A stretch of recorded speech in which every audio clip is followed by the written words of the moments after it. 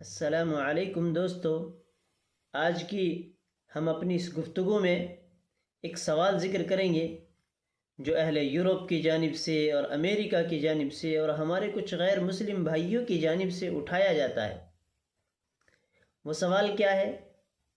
وہ سوال یہ ہے کہ اسلام جو ہے تلوار کے زور سے پھیلا ہے، اور اسلام کے پھیلانے میں بادشاہوں نے وہ تلوار کے ذریعے سے کام لیا ہے اور بڑی سختی سے کام لیا ہے۔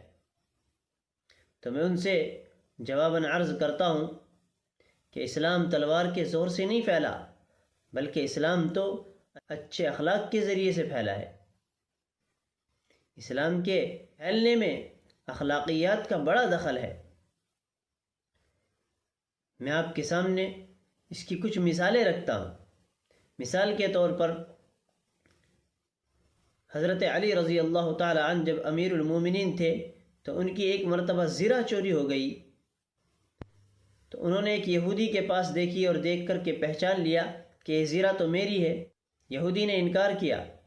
آخرکار حضرت علی رضی اللہ عنہ مقدمے کو قاضی شریح کے پاس لے گئے، جو حضرت عمر رضی اللہ عنہ کے زمانے سے ہی اس عہدے پر، قاضی کے عہدے پر فائز تھے، اور جا کر کے ان کے سامنے مقدمہ رکھا۔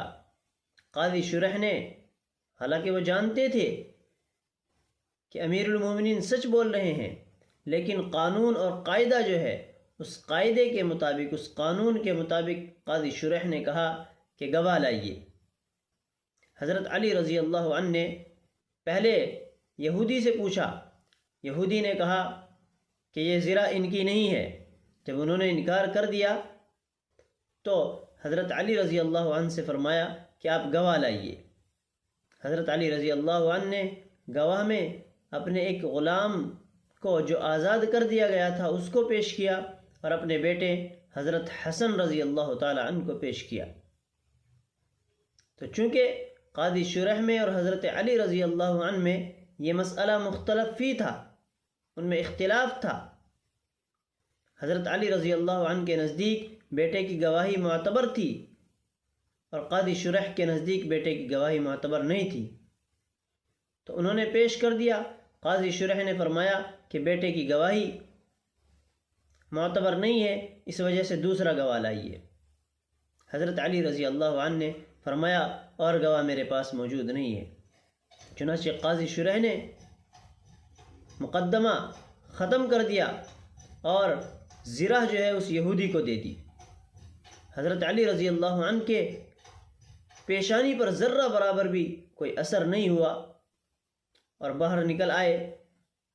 اس یہودی نے دیکھا کہ ان کے اوپر تو ذرہ برابر بھی کوئی اثر اور فرق نہیں پڑا ہے، آخرکار یہ کیا چیز ہے اور کیا ماجرا ہے؟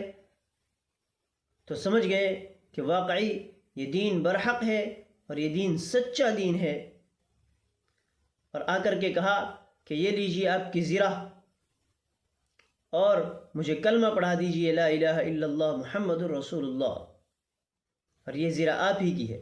حضرت علی رضی اللہ عنہ نے اس زرہ کو اسی کو ہدیہ کر دیا، اور پھر وہ ایک جنگ میں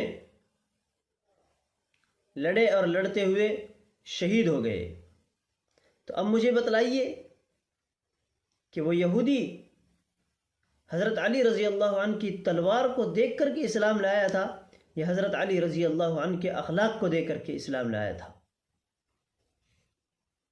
اسی طریقے سے ایک مرتبہ اللہ کے رسول صلی اللہ علیہ وسلم لیٹے ہوئے تھے اور سو رہے تھے۔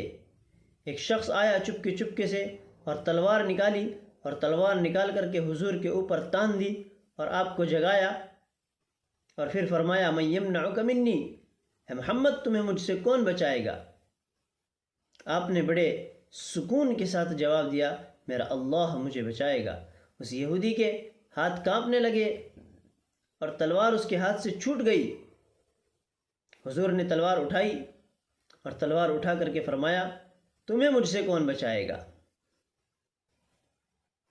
اس یہودی نے کہا آپ ہی مجھے معاف کر دیجئے۔ حضور نے فرمایا جا، میں نے تجھے معاف کیا، اور وہ ایمان لے آیا۔ یہاں پر بھی حضور کی تلوار کو دیکھ کر کے اس نے ایمان قبول کیا تھا یا حضور کے اخلاق کو دیکھ کر کے ایمان لایا تھا؟ یقیناً ہم کہتے ہیں اگر کسی بادشاہ نے کبھی ظلم کیا ہو تو اس کی سزا وہ بھگتیں گے۔ ہم تو یہ کہتے ہیں کہ خلفائے راشدین کی، ابو بکر کی، عمر کی، عثمان کی، علی کی کوئی ایک ایسی مثال دکھلا دو کہ تلوار کے ذریعے سے انہوں نے کسی کو اسلام قبول کرایا۔ حضرت عمر رضی اللہ عنہ کے زمانے میں ہرمزان کا واقعہ آتا ہے۔ ہرمزان اس نے بڑی جنگیں کی، مسلمانوں کو قتل کیا، کسی کے بیٹے کو، کسی کے باپ کو، کسی کے بھائی کو اس نے قتل کیا۔ ایک مرتبہ وہ پکڑا گیا حضرت عمر رضی اللہ عنہ کے زمانے میں۔ جب وہ پکڑا گیا تو حضرت عمر رضی اللہ عنہ نے اس کے سامنے اسلام کو پیش کیا۔ اس نے اسلام قبول کرنے سے انکار کیا۔ حضرت عمر رضی اللہ عنہ نے اس کو قتل کرنے کا حکم دیا۔ جب اس کو قتل کرنے کا حکم دیا گیا تو اس نے ایک چال چلی اور اس نے کہا کہ آپ مجھے قتل کر رہے ہیں لیکن آپ مجھے تھوڑا پانی دے دیجئے۔ حضرت عمر رضی اللہ عنہ نے پانی پیش کرنے کا حکم دیا۔ پانی لایا گیا تو منہ کو لگایا اور کانپنے لگا۔ حضرت عمر نے فرمایا کیوں کانپ رہے ہو؟ انہوں نے کہا مجھے ڈر ہے اس بات کا کہ اگر میں یہ پانی پیوں تو اس وقت میں جلاد اپنی تلوار کے ذریعے سے میرے سر کو قلم نہ کر دے۔ حضرت عمر رضی اللہ عنہ نے فرمایا جب تک تم یہ پانی نہ پی سکو گے اس وقت تک تمہیں قتل نہ کیا جائے گا۔ چنانچہ اس نے فوراً پانی کو نیچے گرا دیا اور فرمایا کہ اب تم مجھے قتل نہیں کر سکتے۔ کیوں؟ اس لیے کہ پانی تو زمین پر چلا گیا، زمین نے سارا پانی پی لیا ہے، اب اس کا پینا میرے لیے ممکن نہیں ہے۔ حضرت عمر رضی اللہ تعالی عنہ نے فرمایا جاؤ تم آزاد ہو۔ اس کے بعد اس نے دیکھا کہ واقعی یہ مذہب بالکل برحق ہے اور سچا ہے، اور مجھے معلوم تھا کہ عمر اپنے وعدے میں بالکل سچے اور پکے ہوں گے، اور اس نے کہا لا الہ الا اللہ محمد رسول اللہ، اور کلمہ پڑھ کر کے فوراً اسلام قبول کر لیا۔ تو یہاں پر بھی ہرمزان کے اوپر جو ہے حضرت عمر کی کون سی تلوار چلی تھی؟ یقیناً وہ حضرت عمر رضی اللہ عنہ کے وعدے کو دیکھ کر کے، ان کے اخلاق کو دیکھ کر کے ایمان لایا تھا۔ اسی طرح جو لوگ اب اسلام کو قبول کرتے ہیں وہ تلوار کے ذریعے سے اسلام قبول کرتے ہیں یا اپنی خوشی سے اسلام قبول کرتے ہیں؟ مجھے بتلائیے۔ مدینہ منورہ سے ہجرت کی صحابہ نے، اور ہجرت کر کے وہاں چلے گئے شاہ حبشہ کے پاس، نجاشی بادشاہ، اور کفار مکہ کے ساتھ ان کا مناظرہ ہوا، اور جعفر بن ابی طالب نے ایک تقریر کی ہے۔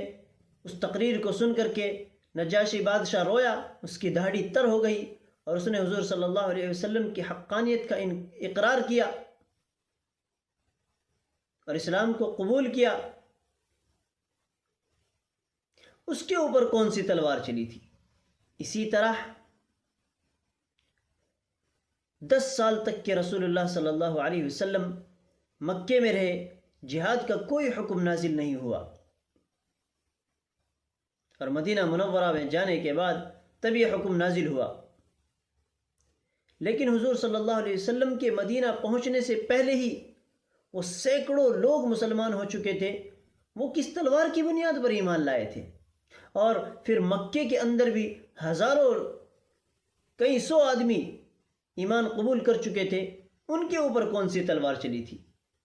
اور عرب کے لوگ تو خاص طور سے وہ تو دب کر صلح کرنا گوارا نہیں کرتے تھے،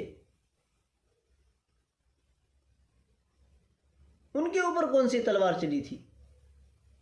پتہ چلا ان سب مثالوں سے کہ اسلام جو ہے وہ اخلاق کے ذریعے سے پھیلا ہے، اچھی تعلیم کے ذریعے سے پھیلا ہے،